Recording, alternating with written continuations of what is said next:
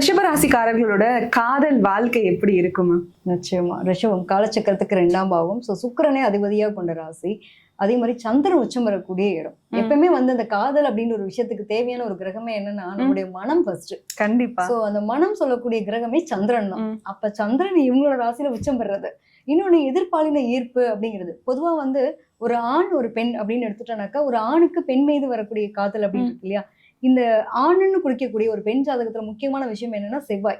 அதே மாதிரி ஒரு ஆணோட ஜாதகத்துல முக்கியமான விஷயமா சுக்கிரனை பாக்குறோம், பெண்ணோட ஜாதகத்துல செவ்வாயை பாக்குறோம். சோ இந்த கிரகத்தினுடைய கனெக்டிவிட்டி தான் காதல் அப்படிங்கிற விஷயத்த தூண்டக்கூடிய ஒரு அமைப்பு. சோ அதுல சுக்கிரன் அப்படிங்கிறது ரொம்ப ஈர்ப்பா இருக்கக்கூடிய நிலையே உங்களோட ராசியில தான். கண்டிப்பா. ரொம்ப ரொம்ப அழகு அழகு அழகு அப்படின்னு சொல்லிட்டே பேரழகு, அழகே பொறாமைப்படும் அளவிற்கு சந்திரனை எதுக்கு எடுத்தாலும் நம்ம எதுக்கு ஒப்பிடுவோம்? ஒரு கவிதை ரொம்ப அழகா இருக்கு அப்படின்னு சொல்லிட்டு சொல்லுவோம். அது ஒரு பெண்ணோட ஒப்பிடுவோமா? அழகுக்கும் அழகா பெண்ணோட ஒப்பிடுவோமா? சோ அந்த சந்திரனே இவங்களோட ராசியில தான் உச்சம் பெறாங்க.